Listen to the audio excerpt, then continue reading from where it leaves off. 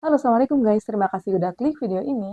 Nah, di video kali ini aku tuh akan membahas beberapa rumah sakit yang terkenal akan cerita seramnya dan sampai sudah masuk ke beberapa berita di sosial media.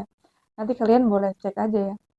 Jadi, mulai dari penampakan, suara jeritan yang tidak diketahui sumbernya, dan bahkan beberapa penampakan yang suka menampakkan diri. Sebenarnya mungkin semua rumah sakit ini memiliki kisah horornya masing-masing ya. Cuman, ini mungkin yang terkenal di media sosial. Sebenarnya aku pribadi juga pernah mengalami si kisah horor ya di rumah sakit. Karena dulu aku tuh sering praktek di rumah sakit.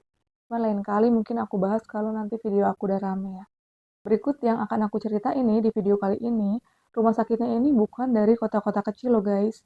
Jadi bukan dari daerah-daerah pelosok, tapi rumah sakitnya ini dari kota-kota besar. Nah, di mana aja sih rumah sakit yang terkenal dengan cerita seramnya itu?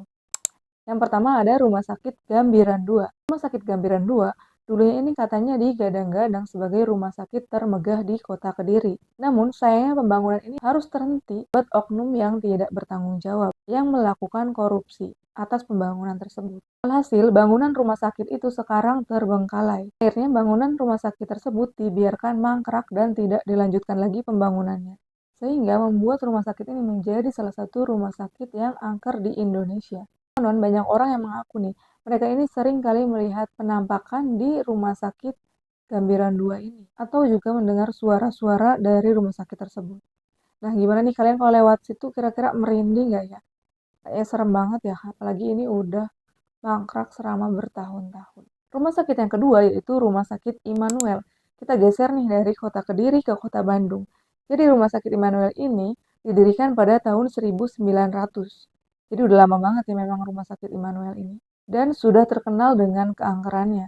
Yang membuat bulu kuduk itu merinding nih kalau misalnya lewat atau melihat rumah sakit tersebut. Menurut para kesaksian orang-orang sekitar, mereka ini kerap kali melihat sosok penampakan dari rumah sakit Immanuel. Mereka tuh sering mendengar suara isak tangis dan juga suara keranda didorong di lorong rumah sakit Immanuel.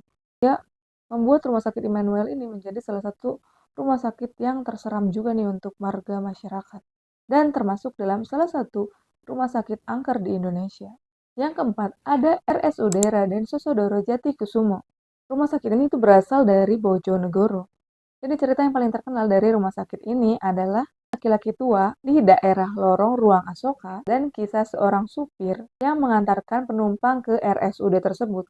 Padahal RSUD tersebut ini sudah tidak beroperasi alias sudah kosong. Kalau jadi supirnya kalian gimana guys? Pasti merinding banget sih nganterin ke rumah sakit tersebut dan ternyata setelah disadari rumah sakit tersebut itu sudah tidak beroperasi. Jadi yang dianterin supir ini tuh siapa guys? Serem banget sih kalau cerita soal horor. Rumah sakit yang kelima yaitu ada Bandung Medical Center. Oke, lagi-lagi berasal dari kota Bandung ya guys ya.